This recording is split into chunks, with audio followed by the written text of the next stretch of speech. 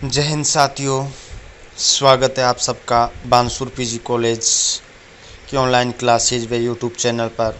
और साथियों, आज मैं इस वीडियो में बात करने वाला हूं कक्षा कला वर्ग जो तृतीय वर्ष थर्ड ईयर जो है उसके हिंदी साहित्य का जो प्रथम प्रश्न पत्र है। जैसा कि साथियों, पूर्व में जो हमारी कक्षाएं रही हैं निरंतर चल रही हैं, जिसमें हमने जो थर्ड ईयर में जो आधुनिक काव्य जोड़ा गया है प्रथम प्रश्न पत्र में, और आधुनिक युग के जो महत्वपूर्ण कवियों उनकी जो काव्य रचनाएं संकलित की गई हैं उसका सिलसिला निरंतर हमारा चल रहा था। उसी कड़ी में आज मैं आपसे रूबरू होने वाला हूं, बात करने वाला हूं एक और महत्वपूर्ण कवि जिनकी दो काव्य रचनाएं अपने पाठ्यक्रम में संकलित की गई हैं, और उनकी उन दो काव्य रचनाओं में से भी महत्वपूर्ण जो काव्य रचना है वो व्याख्या के नज़रिए से महत्वपूर्ण है। और उस काव्य रचना में से भी आखिर वो कौन सा पद होगा जो कि मत्स्य विश्वविद्यालय 2020 की जो परीक्षा है जिसमें आने के पूरे चांस हैं। तो साथियों, आइए सबसे पहले तो हम उस कवि के बारे में जानते हैं कि वो कवि कौन है। तो साथियों, वो कवि हैं रामधारी सिंह दिनकर, अगली कड़ी में हमारी।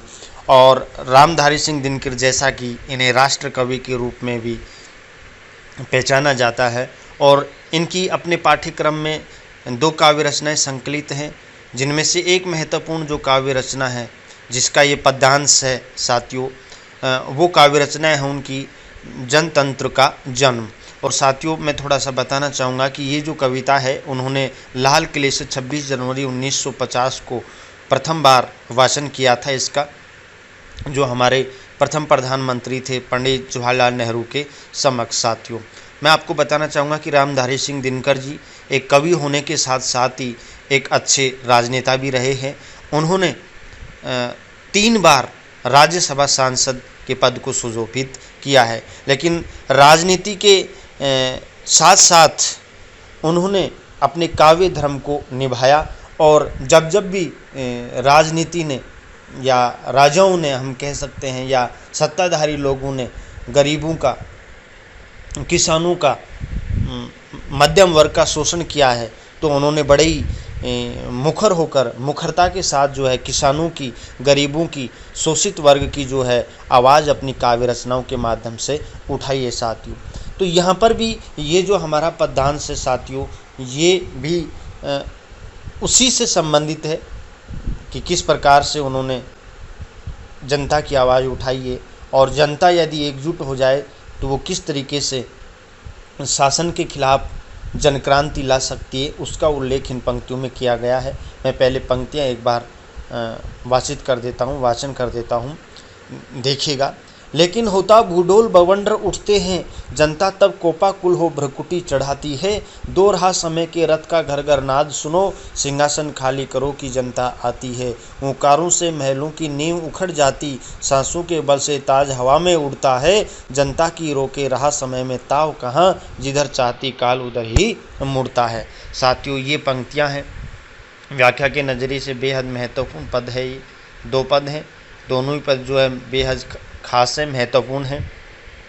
तो व्याख्या के लिए देखिए, मैं निरंतर पूर्व के जो वीडियो हैं उनमें व्याख्या से संबंधित आपको बताता हुआ आ रहा हूं, लेकिन एक बार चलो मैं पुनः बता देता हूं कि व्याख्या के लिए सबसे पहले हमें जो बिंदु लिखना है, ये तो परीक्षा में आपको मिलेगा, प्रश्न आएगा कि निम्नलिखित पद्यांश की सह प्रसंग व्याख्या कीजिए। ठीक है साथियों, तो अब देखिए यहाँ पे सबसे पहले आपको क्या लिखना है, संकेत लिखना है।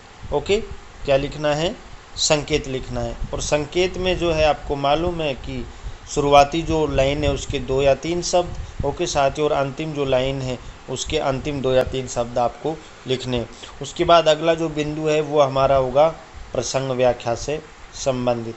तो प्रसंग में हमें जो भी हम व्याख्या कर रहे हैं वो किस कवि की है, उनकी किस काव्य रचना से ली गई है। तो यदि हम इस पद्यांश की बात करें प्रसंग की, तो आप लिख सकते हैं कि प्रस्तुत जो पद्यांश है वो आधुनिक युग की राष्ट्रीय काव्य धारा के प्रमुख कवि रामधारी सिंह दिनकर के द्वारा रचित उनकी काव्य रचना जनतंत्र का जन्म से ली गई है।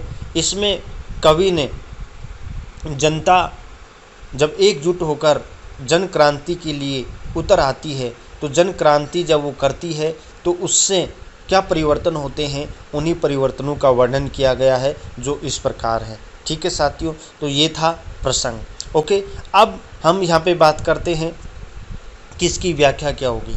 व्याख्या में इसका भावार्थ हम जानेंगे, सरलार्थ हम जानेंगे कि कवि आखिर इन पंक्तियों के माध्यम से क्या कहना चाहता है, उन्होंने इन पंक्तियों में किस भाव की अभिव्यक्ति की है। तो देखिए साथियों, यहाँ पे व्याख्या में, लेकिन व्याख्या से पहले थोड़ा सा हम शब्दों का भावार्थ जान लेते हैं। लेकिन होता सीधा है भूडोल, भूडोल होता है भूकंप, भू यानी पृथ्वी, डोल यानी घूमना, या हम कह सकते हैं कंपन करना। तो भूडोल का मतलब होता है भूकंप। बवंडर, बवंडर होता है तूफान, जिसको हम एक तरीके से देसी भाषा में बगुला कहते हैं हम लोग। ठीक है साथियों, जिसमें हवा जो है ना वो घेरा बना के एक ही जगह चक्कर काटती रहती है। ठीक है, ये बवंडर तूफान होता है।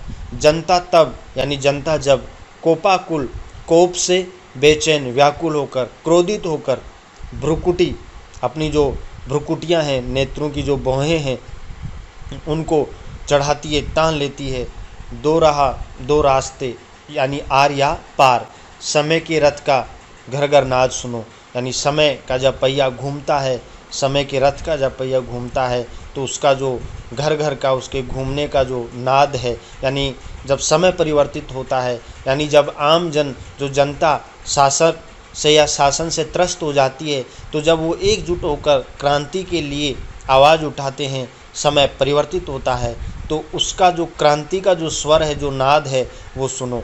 सिंहासन खाली करो, यानी सिंहासन, अपना राज सिंहासन खाली करो कि जनता आती है, कि जनता आ गई है। हुंकारों से महलों की नींव उखड़ जाती है, और जब जो आम जन है, जब जनता जो है शासन के खिलाफ विद्रोह करती है, तो विद्रोह करने के लिए जब वो हुंकार भरते हैं, तो जो अच्छे जो राज प्रसाद हैं, जो महल हैं, उनकी भी नींव क्या हो जाती है, उखड़ जाती है। अर्थात कहने का तात्पर्य बड़े बड़े जो राजा महाराजा हैं, उनकी जो सत्ता है वो धराशायी हो जाती है। सांसों के बल से ताज हवा में उड़ता, और जब आम जन एकजुट होकर जब वो श्वास लेते हैं, यानी एकजुट होकर जब लड़ने के लिए तैयार हो जाते हैं, तो उनके बल से जो ताज हैं, जो सिंहासन हैं, जो मुकुट हैं, वो उनकी श्वासों के बल से हवा में उड़ते रहते हैं। जनता की रोके रहा समय में ताव कहाँ, और जनता की राह रोके इतना समय में ताव मादा कहाँ है, आवेश क्रोध कहाँ है, जिधर चाहती काल उधर ही मुड़ता है, और जनता जिधर चाहती है उधर ही काल मुड़ जाता है। अब देखिए मैं अर्थ बताता हूँ। यहाँ पे कवि यहाँ पर जो है कहना चाहता है कि साथियों, कि जब आम जन शासन से त्रस्त हो जाता है, प्रशासक से त्रस्त हो जाता है, या हम ये कहें कि या सिंहासन से दुखी हो जाता है, यानी जब राजा या हम कहें शासन करने वाला जो शासक है, वो जब आम जन को परेशान करने लगता है, जब चारों तरफ आम जन त्रस्त हो जाता है, दुखी आहत हो जाता है, तो तब उनमें उस शासन को उखाड़ फेंकने के लिए जब सामूहिक एकता आ जाती है, क्रांति करने की चेतना उत्पन्न हो जाती है, तो उस क्रांति की चेतना से क्या परिवर्तन होता है उसका कवि वर्णन कर रहा है। और वर्णन करता हुआ कहता है कि जब जनता, यानी जब जनता एकजुट होकर कोपाकुल यानी क्रोध से व्याकुल बेचैन होकर के अपनी आँखों की जो भ्रुकुटियाँ हैं उनको चढ़ा लेती है, आवेश में आकर, क्रोध में आकर के, तो पृथ्वी है उसके ऊपर कंपन होने लगता है, और क्या आने लगते हैं, बवंडर तूफान आने लगते हैं। दो रहा समय के रथ का घर घर नाद सुनो, और जब जनता जो है क्रोध से व्याकुल बेचैन होकर आवेश में आकर के उस सिंहासन को उखाड़ फेंकने के लिए अपनी भ्रुकुटियाँ चढ़ा लेती है, तो भूकंप आने लगता है धरा के ऊपर, बवंडर तूफान आने लगते हैं, और उस समय केवल दो ही राह होती हैं, या तो आर या पार साथियों, यानी या तो सिंहासन को उखाड़ फेंक दिया जाता है, या फिर जो जनता है अपने अधिकारों के लिए मर जाती है, यानी आर या पार की लड़ाई होती है उस समय। और जब इस प्रकार से जनता आर पार की लड़ाई लड़ने के लिए आतुर बेचैन व्याकुल होने लग जाती है, तो उस समय जो है ना, समय का जो रथ है, जो पहिया है ना, उसका जो नाद है घर घर का, उसकी जो ध्वनि है उसमें भी क्या हो जाता है, परिवर्तन हो जाता है। साथियों आगे कवि कहता है कि सिंहासन खाली करो कि जनता आती है। इसलिए कवि यहाँ पे कहता है कि सिंहासन को खाली कर दीजिए, क्योंकि अब जनता आ गई है, सिंहासन को वो खुद संभालेगी। इसलिए आप जो भी शासक हैं वो अपने सिंहासन को छोड़ दीजिए, सिंहासन को खाली करो।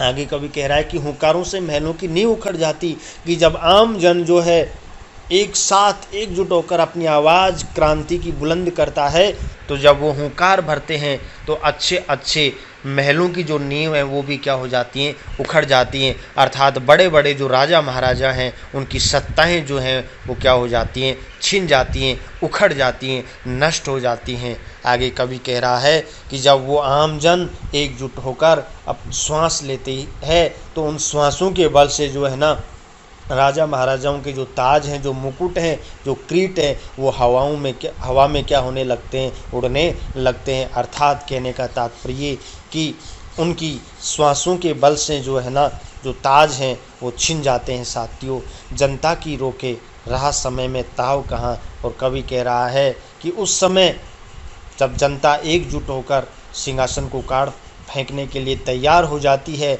तो उस समय तो समय में भी वो ताव नहीं है, वो मादा, वो क्षमता नहीं है कि जनता की क्या रोक सके, राह रोक सके, रास्ता रोक सके। साथियों अब आगे कवि कह रहा है कि जिधर चाहती काल उधर ही मुड़ता। और उस वक्त जनता जो है ना जिधर चाहती है उधर ही काल को भी क्या कर देती है, मोड़ देती है। यानी जब एकजुट होकर जनता चढ़ाई करती है तो चढ़ाई में जो है ना काल भी अपना उसी तरफ जो है ना अपने रास्ते को क्या कर लेता है, मोड़ लेता है। साथियों तो ये थी काव्य रचना। ठीक है, बेहद महत्वपूर्ण पद्यांश था परीक्षा की नज़रिए से। विशेष में यदि भाव पक्ष की हम करें तो यहाँ पर कवि जो है प्रस्तुत पंक्तियों में कवि ने क्रांति का जो स्वर है उसको मुखर किया है। नंबर 2 हम भाव पक्ष में लिख सकते हैं कि आम जन की जो एकजुटता है वो किसी भी त्रस्त करने वाले शासन को उखाड़ फेंक सकती है। यानी कहने का तात्पर्य कि एकता में ही शक्ति की जो बात है वो यहाँ पर चरितार्थ साबित हो रही है। साथियों ठीक है, यदि हम कला पक्ष की करें, व्याकरण संबंधित बातों की, तो प्रस्तुत पंक्तियों में जो है तत्सम तद्भव युक्त खड़ी बोली हिंदी का प्रयोग हुआ है। साथियों वर्णावर्ती के कारण जो है अनुप्रास अलंकार है।